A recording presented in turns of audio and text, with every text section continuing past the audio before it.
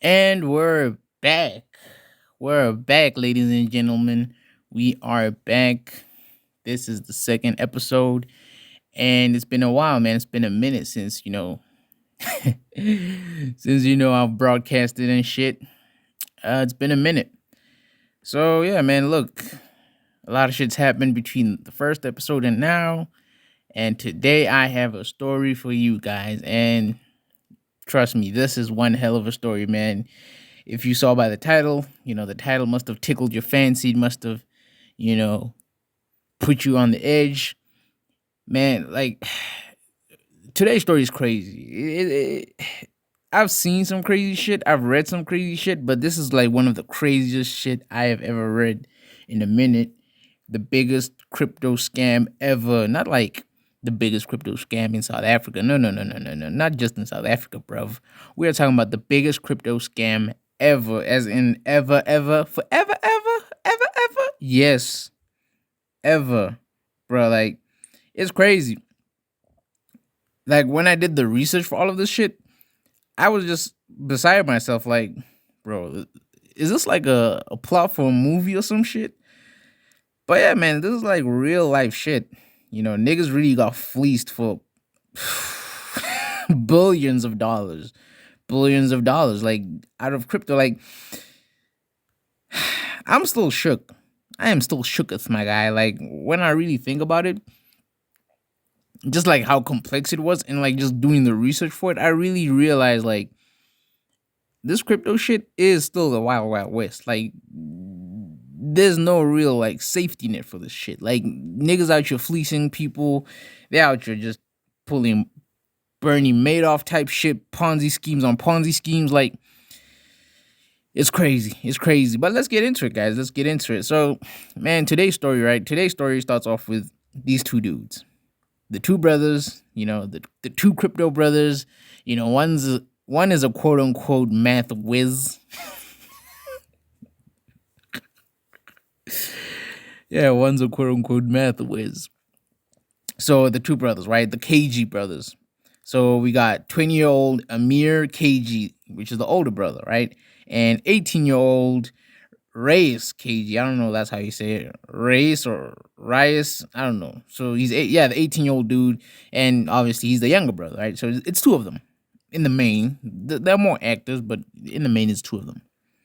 So the name of the company is Africrypt, and it was started sometime around 2019. But I think they were operating a little bit before that, but they kind of got like formalized and registered in 2019, right?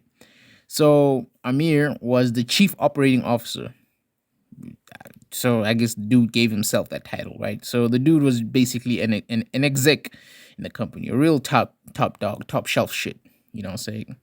So on his website, which is now inactive, right? Africrypt describes itself as an investment firm exclusively focused on cryptocurrency and blockchain technology. Like, you know, something's full of shit when you hear like buzzwords and all that. So when you hear buzzwords like, you know, blockchain and what other buzzwords do you like throwing around?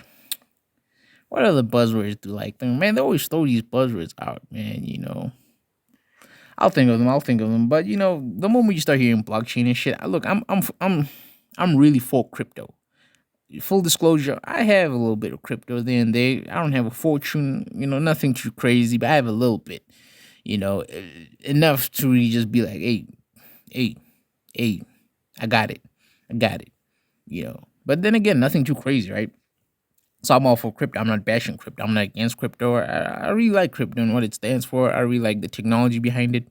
And it's really just fascinating. Interesting shit. Interesting shit.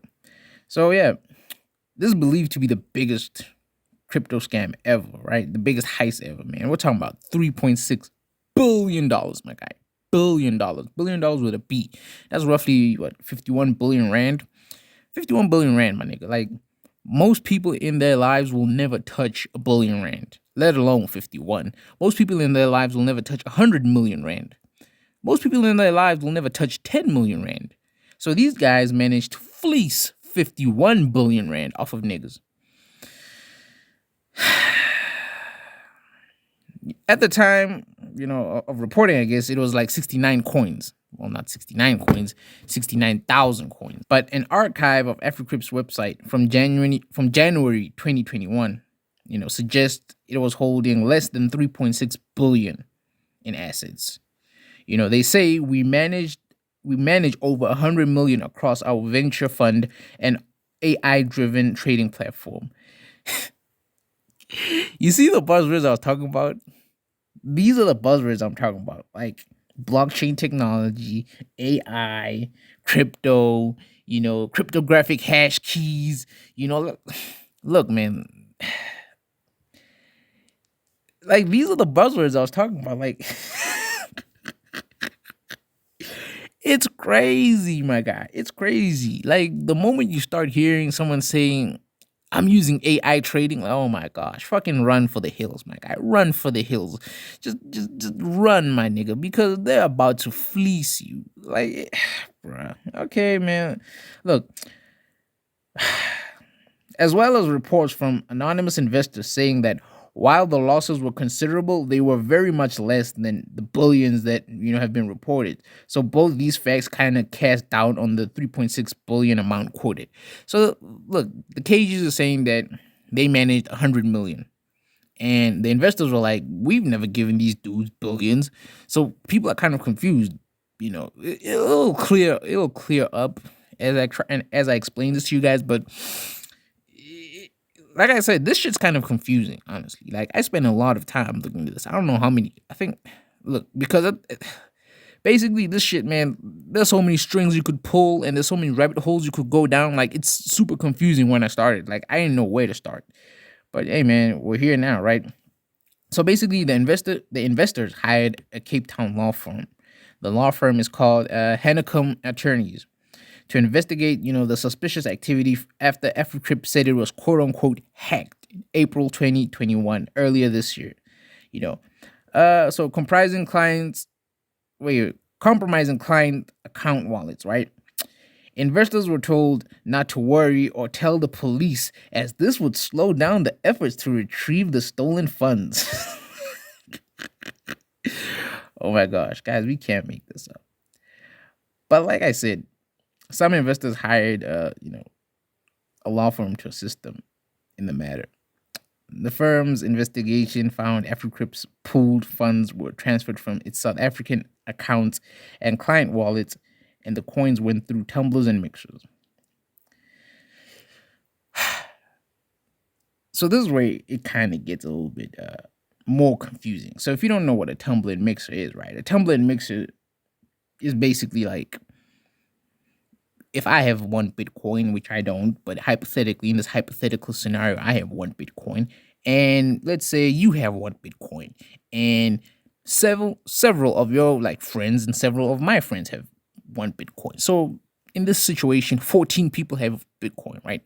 So the way Bitcoin kind of works is that if I give you one Bitcoin, if I transfer one Bitcoin from my wallet, right, into your wallet, the blockchain will reflect that shit. It will reflect that, ayo, Una gave you one Bitcoin and you received one Bitcoin from Una. Sharp, chill, right?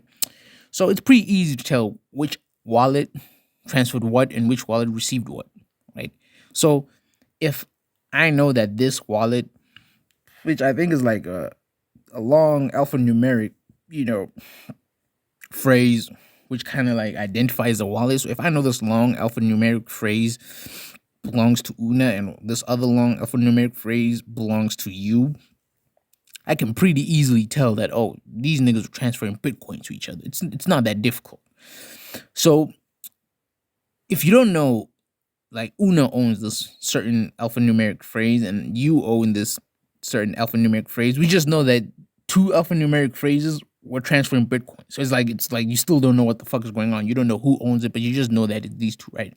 So that's where the anonymity kind of comes in with Bitcoin. You don't really know who owns it unless you're kind of like sitting beside the dude and you're kind of watching it actively happen. You don't know who the fuck is sending who money, right?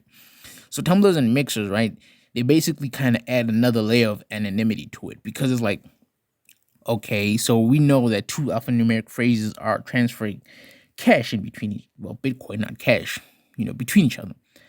If we go back to the original scenario where we have 14 of our friends, we all put all 14 bitcoins into a pot, which would be some sort of like, I guess, a smart contract that takes in Bitcoin and then slowly like dispenses it at random intervals to random different accounts. So you don't really know what's what really. So in small increments. So it's not gonna send one full Bitcoin. It'll break the Bitcoin up like into small pieces and just send them out at certain random intervals. So it's gonna make it harder. Now, so basically what you would do is like you would basically how can I say this? You would basically set the wallet address that you're going to use to send the crypto, and then you're going to put in the wallet address that you're going to use to receive the crypto. So the smart contract really knows where the crypto is coming from and where it's going. So you'd use one mixer and tumbler, right? And then if you really wanted to get smart about it, you'd use multiple mixers and tumblers. So you'd send it to one mixer and tumbler, and then you'd use your original, like, well, maybe not your original, but you'd use a wallet address for the first mixer and tumbler, right? And then for the wallet address that's going to receive that crypto, you'd use another mixer and tumbler, and so on and so forth. So you'd use something like 7 of them. So you'd kind of like obscure where this money's kind of going, and you'd make it near impossible to actually find what the fuck's going on, right? So that's kind of like how I understood a mix and tumbler, right?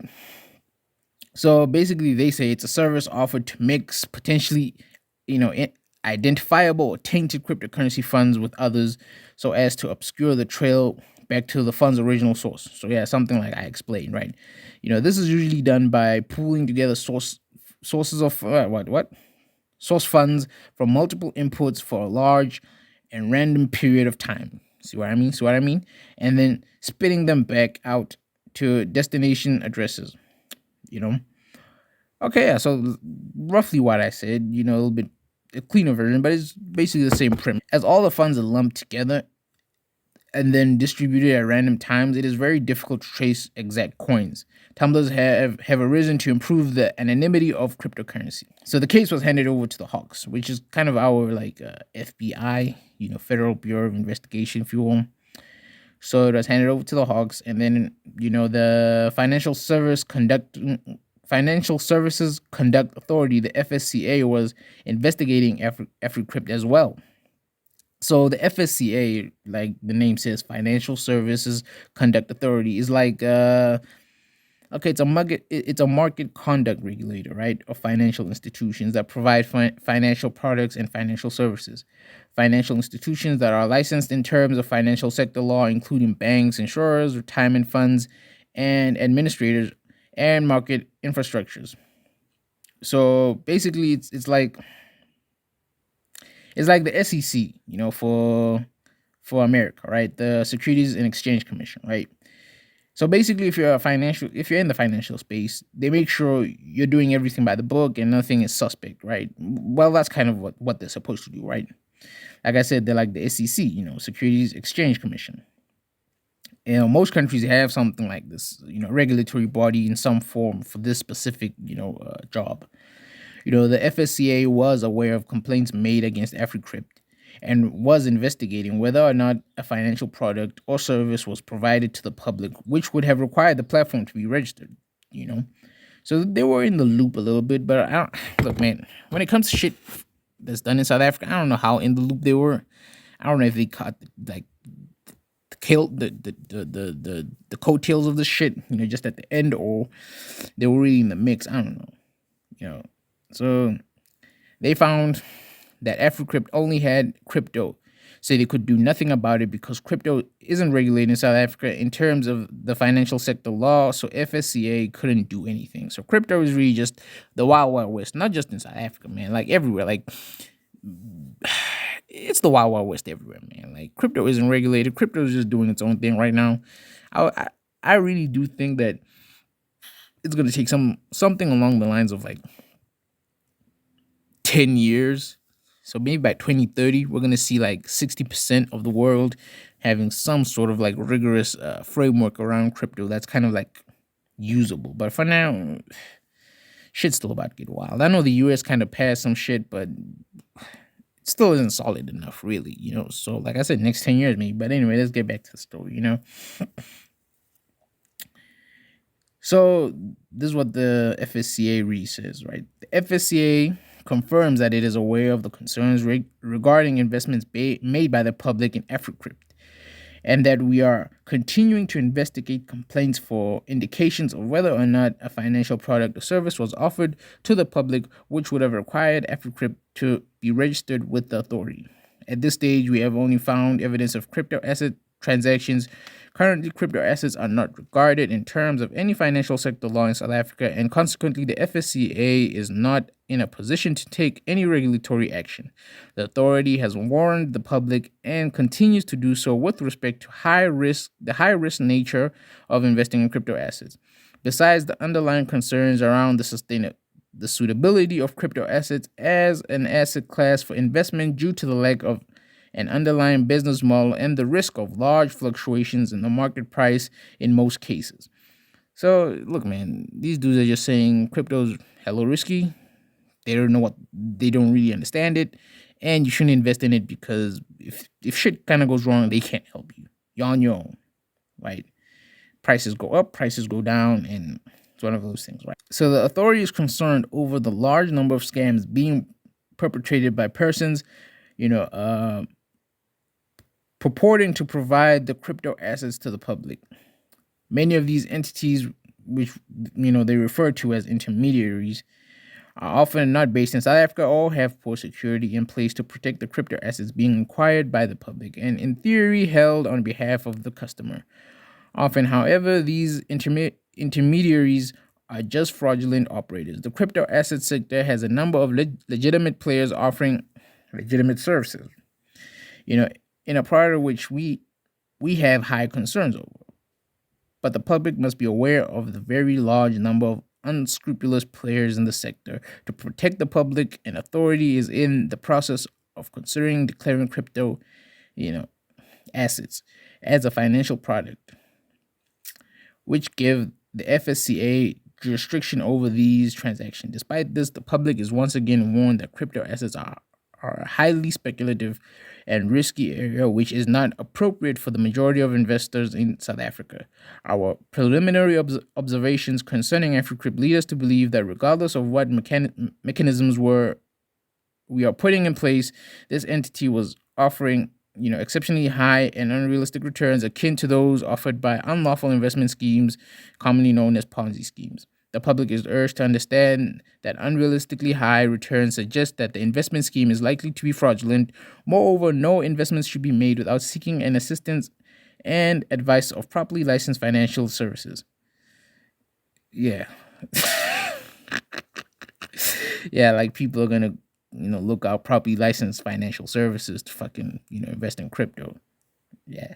Okay. Providers who should only offer products for legitimate licensed financial institutions. The FSCA will continue to update the public as more information becomes available regarding Africrypt and crypto asset regulation in South Africa. So, man, the FSCA just said a whole lot of nothing, really. They just said, we know these dudes, we're doing some crypto shit. We can't really do much about it because it's not our space. We can't really talk on it because we don't have any real framework to do anything about it, right? We just know that these dudes are kind of fleecing niggas.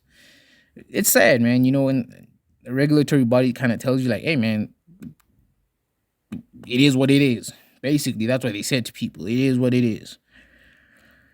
So, look, it's suspicious, man. There's a lot of suspicious shit going on in Africrypt. And it even gets worse. Listen to this. So, Africrypt employees said they too lost access to the back-end systems of the Africrypt system 7 days before the quote-unquote alleged hack. That's suspicious.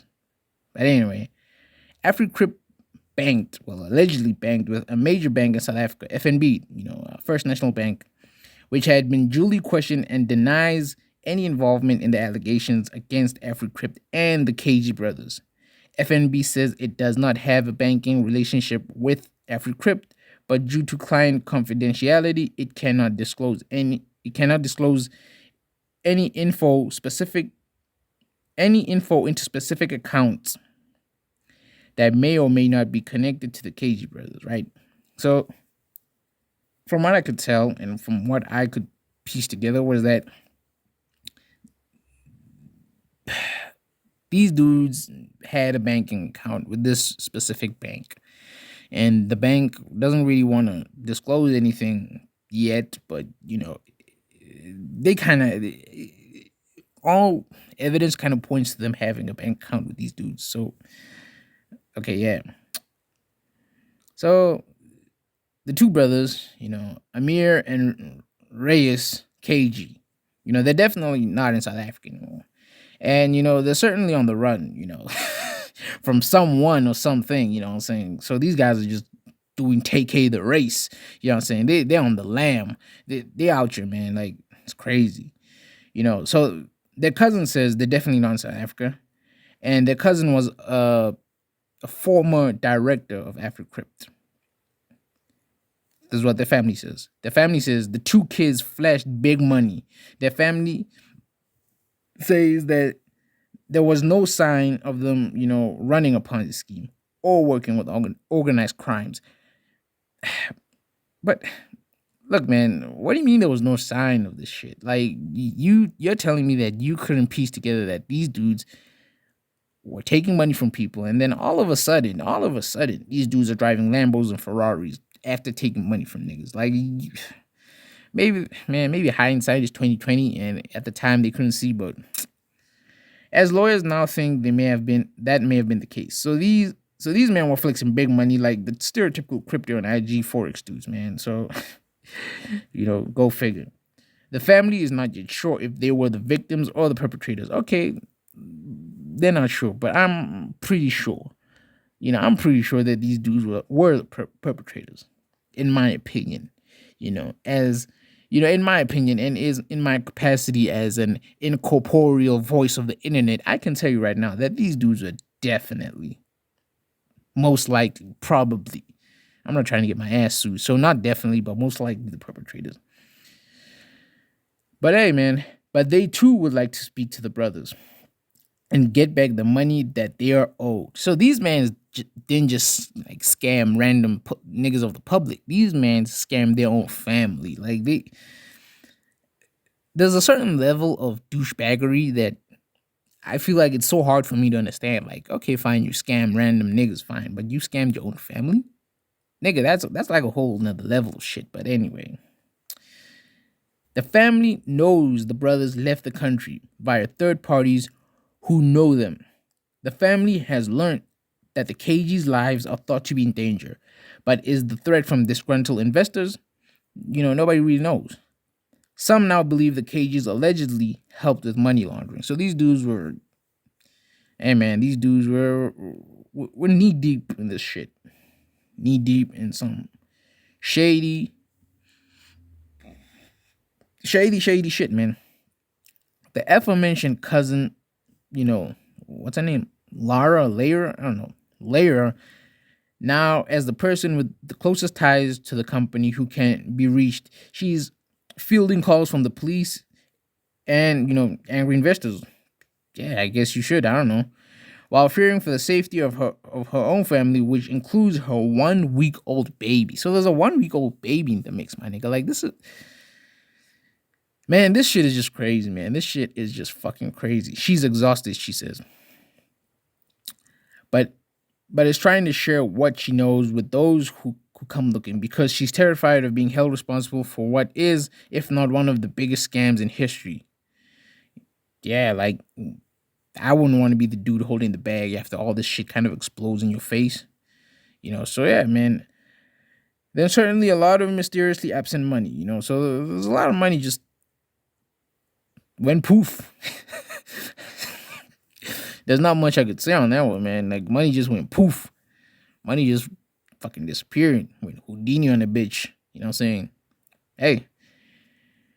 In a sense, deleted profile that ran on the cover of the December issue of the Umhlanga magazine, the Cajee brothers credited Lara with part of their success, saying she had assisted us as a legal advisor for several years. Company records show that she joined Africrypt as a director in August 2019 and later resigned. What the records don't show, or what they don't capture, is that she was only very peripherally involved, drew no benefit from Africrypt, and in herself still owed money. So they owe her money, man. They owe their own cousin money. So these niggas are just fleecing everybody left and right.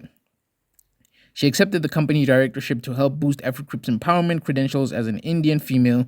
Lyra says her cousins had asked her for help with contracts for their startup. She's an assistant and law student, and she was excited to be part of something being created on the back of a mathematical whiz. You see what I was talking about in the beginning? Okay, on the back of a mathematical whiz, race Cajee, you know? So this dude, man, apparently, I don't know how smart he is. I'm pretty sure he trumped up his own shit.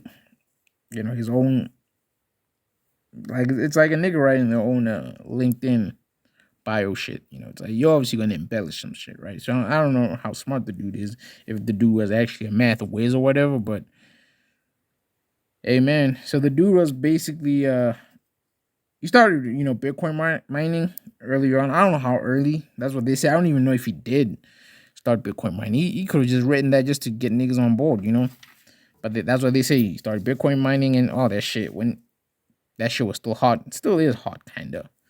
So, yeah, man, these dudes, man, these dudes really roped people in, by what I can tell. They roped niggas in.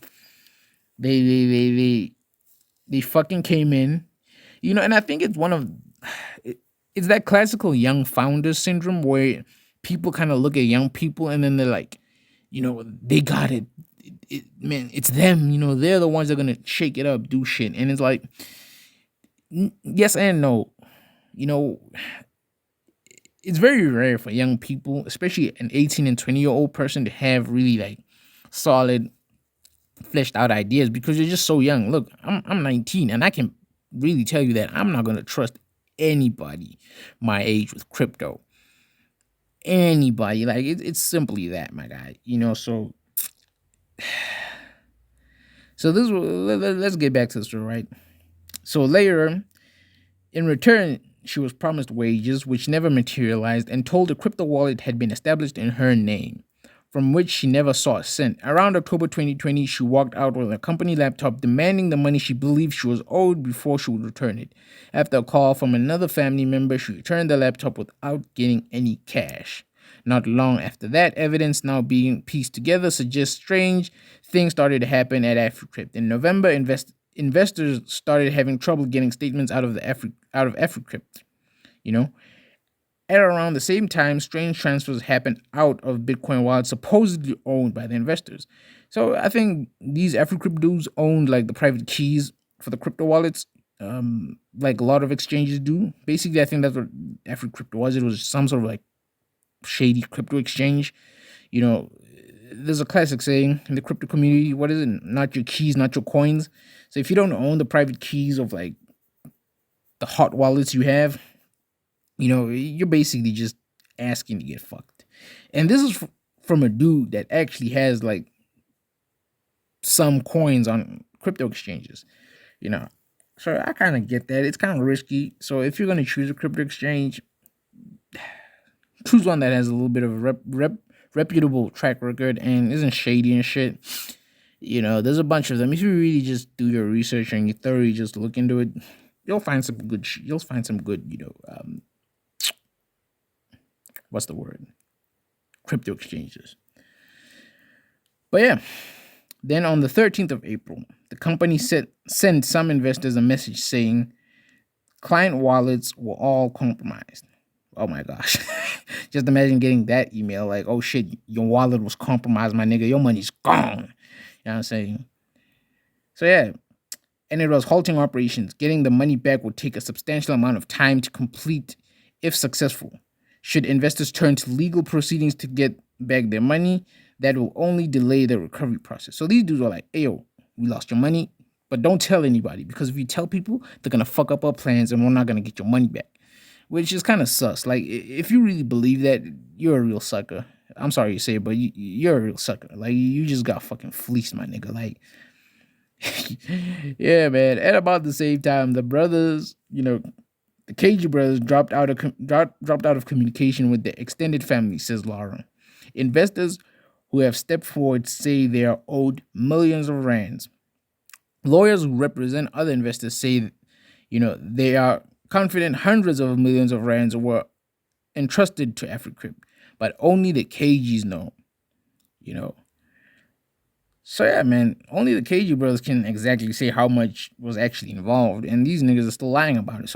So these dudes are, it's alleged they fleeced 50 billion on the low end. On the low end, 50 billion.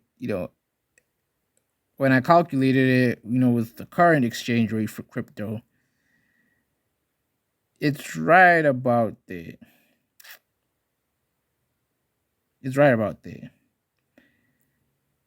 So yeah, they fleeced out around about 50 billion. And that's round about 69,000 Bitcoin. Those numbers come from a pooled account that went to zero after the same time they say they were quote unquote hacked. Man, you can't make this shit up, man. Specialist cryptocurrency regulator compliance lawyer Darren Hancock told Business Insider South Africa. Hanacom is now involved in recovery efforts, trying to trace Bitcoin in what he describes as a complex arrangement involving elements suggestive of money laundering. His work, Hanacom says, shows the brothers had a lot of money before the business started 2 years ago. Though he does not know the source, Lara may be able to help with that. Reyes was a very early Bitcoin miner, she says. If he cashed out some tokens, that could have been, the legitimate source of personal wealth. And that clouds matters somewhat. So, like I said, they are claiming that this dude was an early Bitcoin miner way before they started the business in 2019, so 2 years ago. So they're saying that these dudes had money before that, at least somewhat. And that's kind of obscuring whether the fact that, what's what, how is their money mixed in with other people's money. So, yeah. The Cajee brothers were living an extravagant, flashy lifestyle, says Lero, one that could not have been funded by a humble startup. Could they have been living at large with money stolen from investors? Perhaps. Or perhaps they had made it big in crypto and were spending their own money. So nobody really knows. But their family don't think it inconceivable that they were the victims of a genuine hacking, and realizing they would not be able to explain it to the satisfaction of some very angry people, decided going on the run was the safest thing to do. Well, I guess, man, like, I don't know, man. Going on the run, the safest thing to do. If your shit was legit and you kind of lost your money, no. But if you're dealing with like shady niggas that you kind of like fleeced out of their money, which I think they did, you're obviously gonna go on the run. So, yeah. Either way, they have left their family facing the music. While she worked for Africrypt, she received some petrol money, and they took me to lunch a couple of times, and this is literally all I saw. So they fucking bribed her with a fucking lunch meal, my nigga. These niggas. Now people are asking her for the money, and she doesn't know what to tell them. And I'm terrified for my life. I don't have 50 billion to run to the UK or Dubai or China or wherever they are in the world. That's what she says. So this is the brother's response to all of this. Their lawyer, John Oosthuizen, who represents Reyes and Amir Cajee, told the BBC the brothers categorically denied they had been involved in a heist or had absconded with funds. Well, let me tell you, I can categorically assume that these motherfuckers were really part of this shit. Like, it's really hard for me to believe that these niggas didn't have a hand in this, and these niggas weren't the main perpetrators of this, or at least somewhat lackeys, or being puppeted by someone behind the scenes. There's no foundation to the accusations, and there's no merit to those accusations. He said they maintain that it was a hack, and they were fleeced of their assets. Oh no, someone was definitely fleeced, and it wasn't these two niggas. I can tell you that they most likely fleeced other people. Okay, yeah. He added he declined to confirm the $3.6 billion value for the bitcoins lost, and noted media reports suggesting the value was an overestimation. Well, maybe. As by the BBC, the brothers had contacted the police after the alleged hack, Mr. Oosthuizen said no. And that's where I kind of got like real suspicious. Like, okay, your story doesn't make sense. If it was a hack and you didn't run away with the money, why didn't you report it to the police? So you just ran away. You like, okay, fine, you were hacked, and then you ran away, and then you didn't report it to the police. Like, that doesn't make sense to me. And it makes zero sense. Like, okay, fine, you were hacked. Then why don't you report it to the police? Like, okay, yeah, we were hacked and they ran away with our money. These dudes from Ukraine with IP addresses from Ukraine fucking hacked us, broke through several layers of our encryption, and we were hacked. Why didn't you say that to the police? Why are you running away? Why are you going to the UK and fucking Tanzania or whatever? Look, man, this, like I said, you can't make this shit up, man. Man, okay, but he added, the lawyer, he added that they were very young men, aged 18 and 20, with very little life experience. Like I said, these dudes are somewhat in my age range. I think me and one dude, the younger brother, were either the same age or he's younger than me by 1 year. I think we're the same age. And then the older dude, he's maybe older than me by, I don't know, 1 year, I guess. So it's like 18. Currently, I'm 19, and the other dude is 20. So we're in the same age group. And you don't need a lot of life experience to know that fleecing niggas is wrong. And scamming niggas out of what's the estimation? 3 point whatever billion dollars, 51 billion rand. You don't need, life experience to know that's not the shit. You don't need life experience to know that you shouldn't be involved in money laundering. Or at least if you're involved with money laundering, you shouldn't get caught. And you shouldn't be as reckless as these motherfuckers. Like, let me play devil's advocate. If I was these motherfuckers, I wouldn't have bought Lambos and fucking Ferraris and fucking spent ridiculous amount of money on all the shit they did. Look, that's me, playing devil's advocate, but that's what they did. And this is as South African as it gets, man. Like, that's all I can say, man. This is as South African as it gets. He said the brothers had received death threats, and the first reaction was to keep themselves and their family safe. Yeah, so after keeping yourself and your family safe, you didn't think, I don't know, I should fucking report this to the authorities, or no, they didn't think that. They just thought, man, let's just fucking go to wherever and, spend this guap, spend this cash, spend this payola, spend this cheddar, and fuck all the investors and fuck all the people that gave us the Bitcoin, and just, they'll see how they figure it out. They'll fend for themselves. It doesn't matter. It's not like people fucking put their life savings into this. It's not like people entrusted us with a huge amount of money. No, it's not like that. It's just a couple billion rand. It's just a couple $1 billion. Nobody gives a fuck about $1 billion. Nobody cares about $1 billion. What's $1 billion, man? It's nothing. That's what these guys thought, man. These guys are just like the worst type of people, man. Like, I want to say the scum of the earth, but man, below scum, man. Like, this reminds me a lot of what Bernie Madoff did, but this is like nowhere close to Bernie Madoff. What was Bernie Madoff's? Bernie Madoff pulled off something like 60 billion or some shit like that. Crazy number, 60 billion or some shit. But anyway, man. He said his firm was working to prepare a dossier to demonstrate to the authorities that Africrypt had been hacked and that the brothers had been a victim of theft. That's what the lawyer representing the brothers at that time said. And he continues. He said Reyes and Amir Cajee would cooperate with any future inquiries by authorities. But at present, they have not been But at present, they had not been notified of any investigation. That's what he says. He says that the dudes were not notified of any investigations, which I think is cap. I'm pretty sure these niggas knew what the fuck's going on. They just fucking, pushed it to the side, like, whatever. It is alleged that the Cajee brothers transferred the invested pooled funds from a South African account before fleeing to the UK. The Gauteng South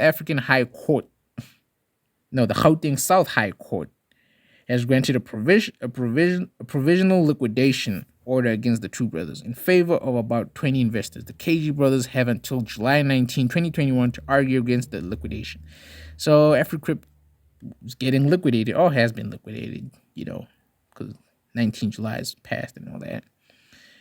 So Reyes is accused of attempting to hide behind a Hong Kong-based company called Ray Create Wealth and another entity called RCWSA to escape liability from creditors. The Cajees fled South Africa apparently in fear for their lives after claiming their crypto accounts were hacked in April.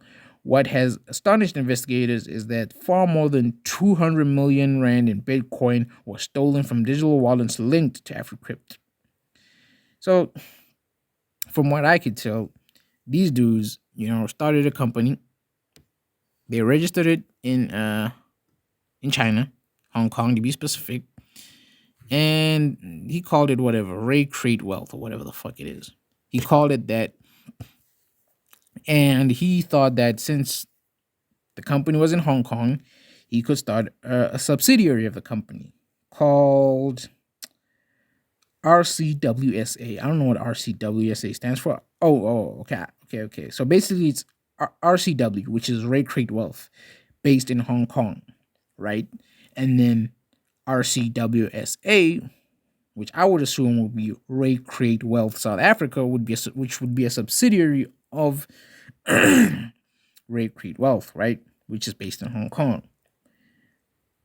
He says that Africrypt isn't responsible, which is him and his brother. He says Ray Create Wealth, which is based in Hong Kong, is responsible for this shit. So he's kind of trying to, pull the typical, I got this shell company. This shell company is the one that's responsible. Blah, blah, blah. That's what this dude's trying to do. But anyway, man. So investigators say far more than 2 million rand in Bitcoin was stolen from digital wallets linked to Africrypt. One wallet alone contained more than 71 Bitcoin. So basically, hey man, this shit, man. Look, so there's basically two amounts floating around. That's why I said this shit was kind of confusing. One source is saying 69 Bitcoin, and other source is saying 71 Bitcoin. 69,000 Bitcoin, sorry, and 71,000 Bitcoin, right? So two conflicting amounts, but hey, it is what it is, right? Which would roughly be $3.5 billion, which is around 58 billion rand at the current exchange, which would be Bitcoin to rand, which would be $58 billion. So I think the discrepancies is just, how complex it is. I think if like niggas like maybe, what is it? Some ordinary gamer and CoffeeZilla did this shit, they could fucking crack it. But, I'm not going to hold these journalists because I tried looking at that shit like myself and I was like, what the fuck is going on here? I am not sure. So I am not even going to go into it that deep. I'm just going to fucking surface level this bitch and that's okay because it's very complicated. If you want a real in detail dive for this shit, you should really just get CoffeeZilla. He'll most likely do a better job than this. I just can't. It's just a little bit over my head. So forensic investigators Hamilton Chong, I don't know the fuck, man. Where do they get these niggas with weird names? Hamilton Chong and several claimants have disputed that there was a hack, saying the evidence does not support this story. This is also not the first time the Cagee's crypto investment schemes have been hacked, casting further doubt on their version of events. So these niggas have been hacked multiple times. So yeah, Ray's Cagee's evidence contradicted Ray's Cage's evidence contradicted an Africrypt liquidation case. Attempts to hide behind a Hong Kong company to escape liability are disingenuous claims. Yuan Mayer of Beta Specs, that's a company I guess that was involved with Africrypt, says, okay, it was Beta Specs' repayment claim that in all probability triggered the collapse of the scheme operated by the Cagees. Reyes Cage's attempt to stave off the final liquidation of Africrypt, the crypto investment scheme which appears to have roped in 200 million rand before allegedly being hacked in April, have run into some serious headwinds. Reyes is accused of attempting to hide behind a Hong Kong based company called Ray Trade Wealth and another entity called RCWSA to escape liability from creditors. So we already know that shit, you know what I'm saying? The Cages fled South Africa apparently in fear for their lives after claiming their crypto accounts were hacked in April, you know? And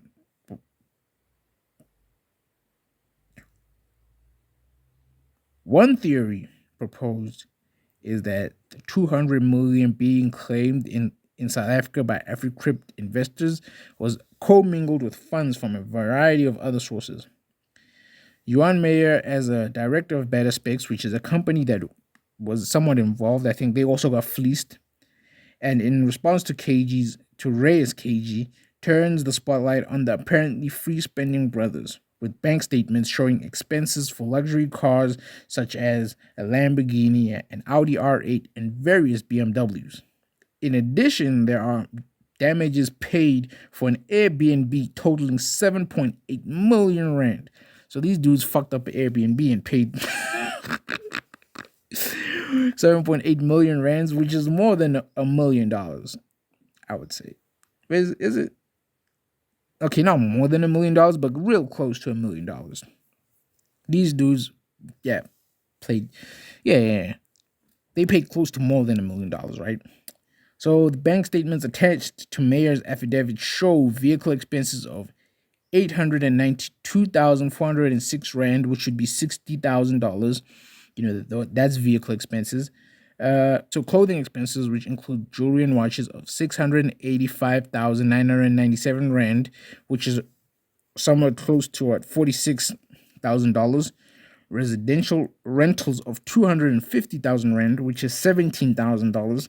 Family travel expenses of 504,935 rand, which is close to $34,662, right?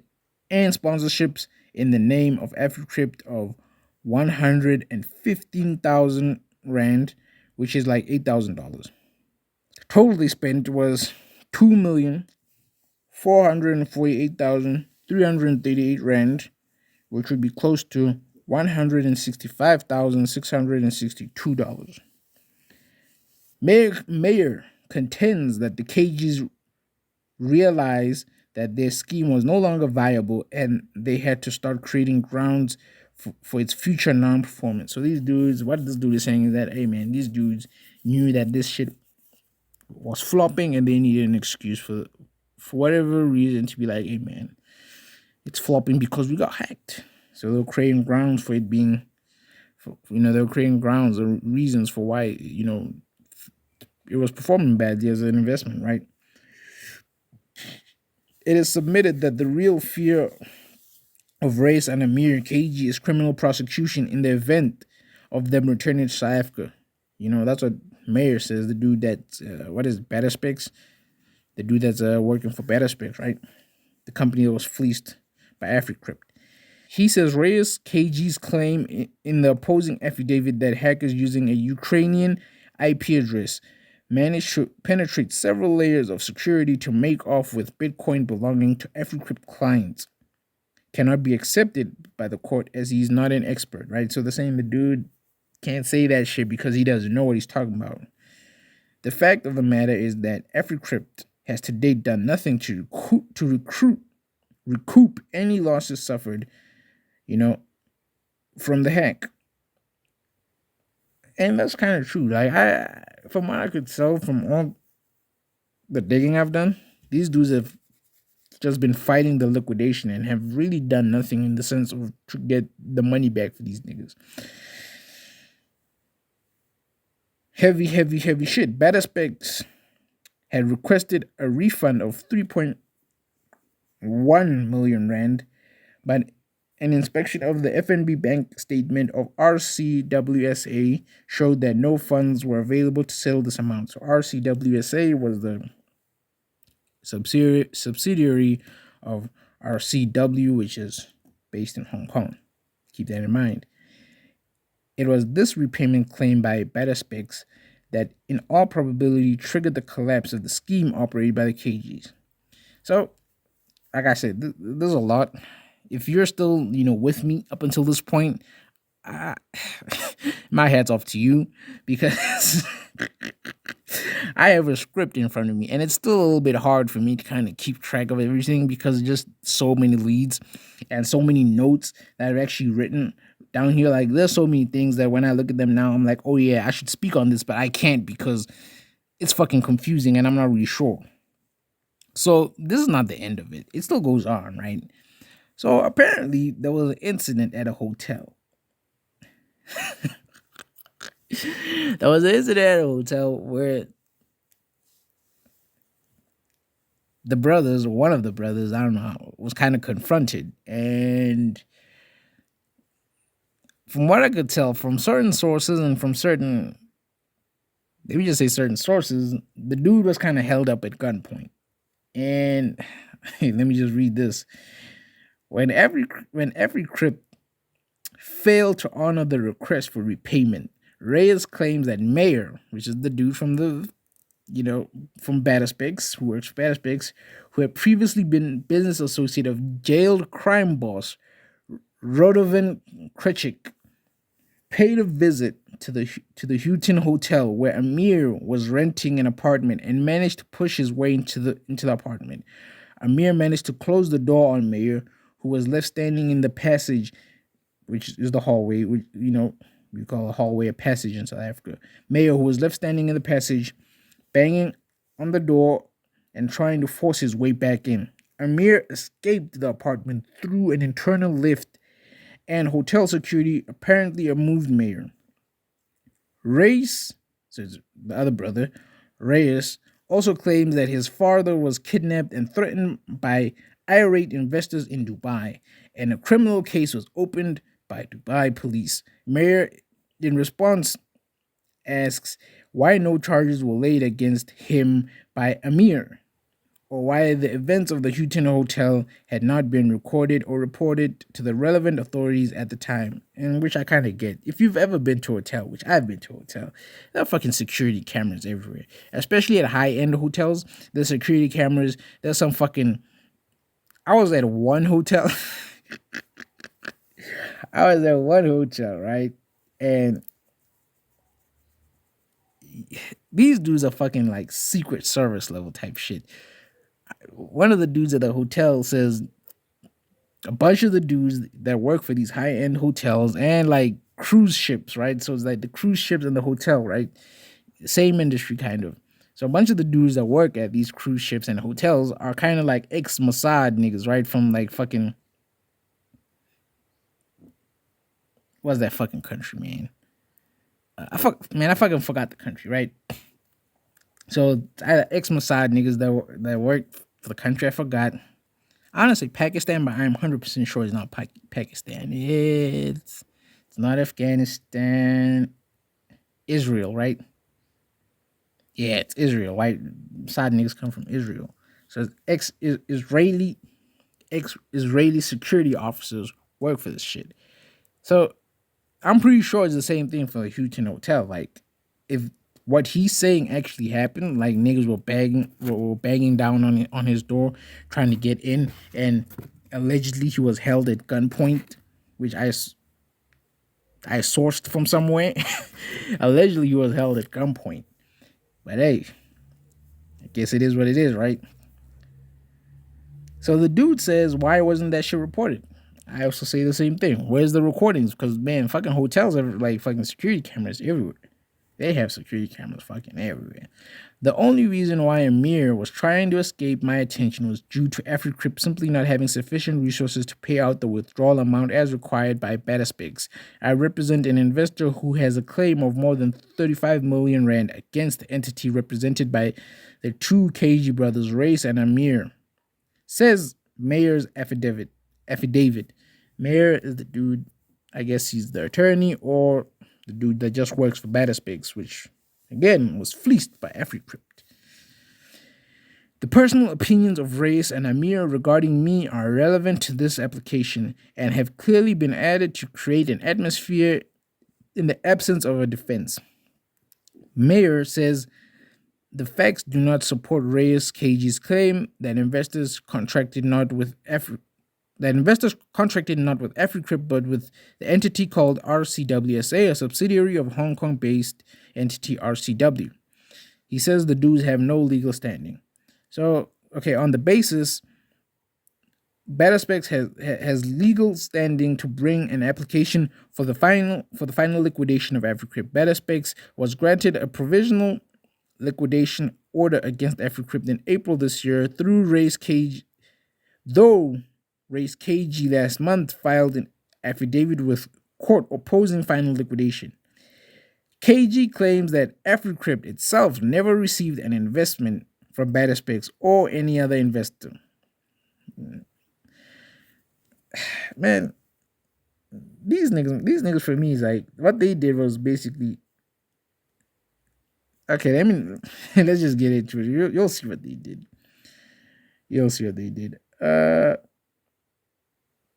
In response, Mayor supplies bank statements and other evidence to show that he and other investors at all times believed that they were dealing with Africrypt, and Cagee's assertion that, to the contrary, are merely an attempt to avoid liability. Though clients were required to sign agreements with RCW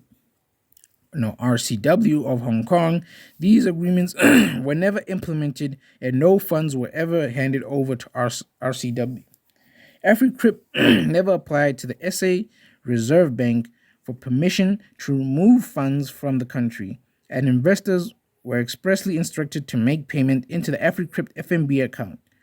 Reyes confirmed in an email dated August 17th, 2020, that clients were dealing with Africrypt and Africrypt would uphold the agreement previously signed with the Hong Kong entity.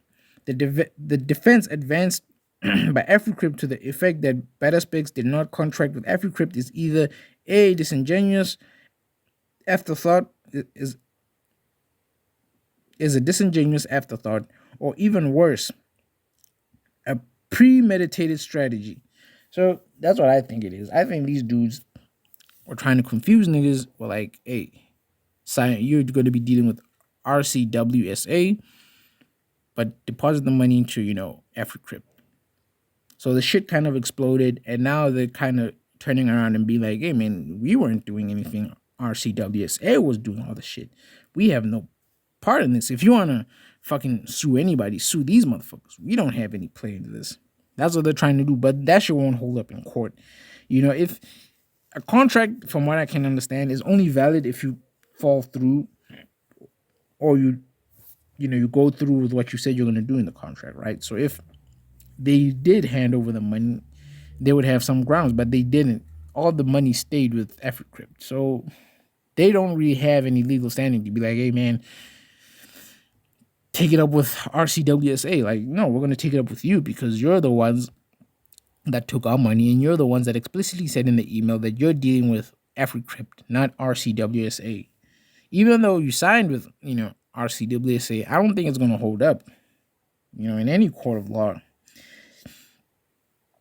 Either way, the defense is not supported by any evidence. It is exposed by the objective facts and Africrypt's own conduct, and it falls to be rejected without further ado. So, look, man, this is crazy, man. This is crazy. This is something like it's crazy. It's crazy. So, look, the hack story in and of itself, I could go on and really just explain more and more and more of the story because this shit like I said, there's more to this. It's not where I stopped. Like there's more to it. It's just that I stopped because I realized like if I really want to talk about this story is gonna be longer than the first episode. I'm pretty sure it's already longer than the first episode. So I'm gonna end it here for now. Maybe I'll pick it up if there are any further advancements. But to recap, here's the whole story.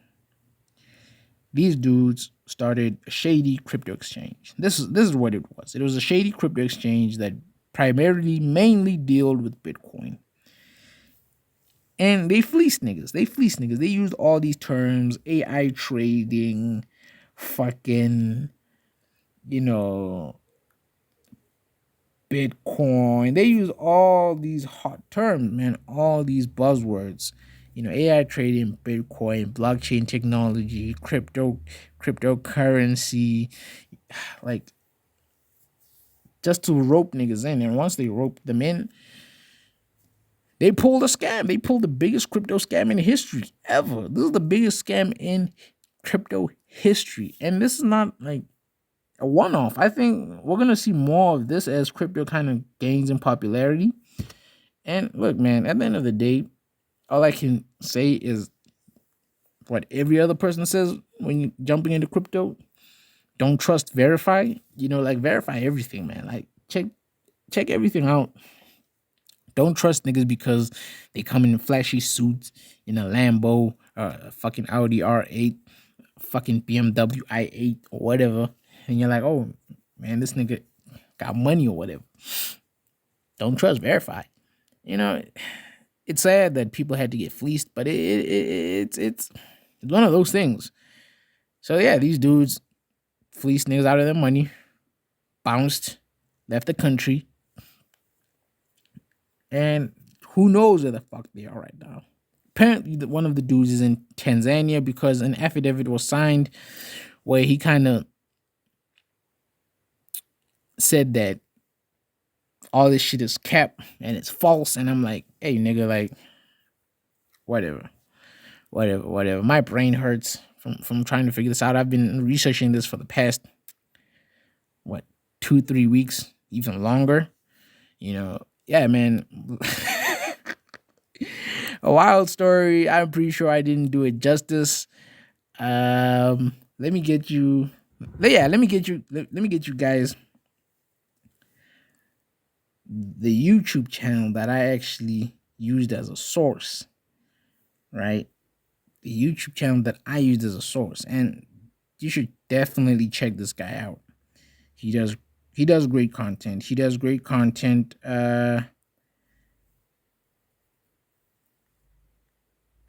pretty good in my opinion. I like his shit. Let me find this shit. I'm searching it up on YouTube right now. Where the fuck is this shit, man?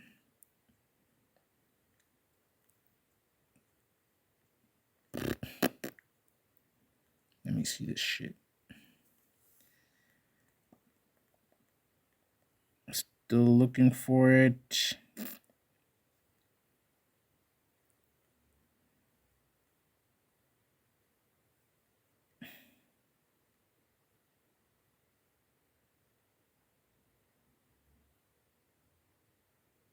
So yeah, the name of the channel is Radar Fix. I don't know if I said it correctly, but that's the name of the channel. Radar Fix. Right. So that's the name of the dude, right?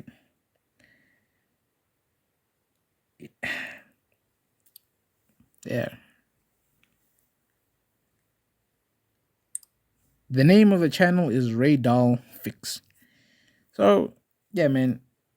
This is one big exit scam. People fell for it.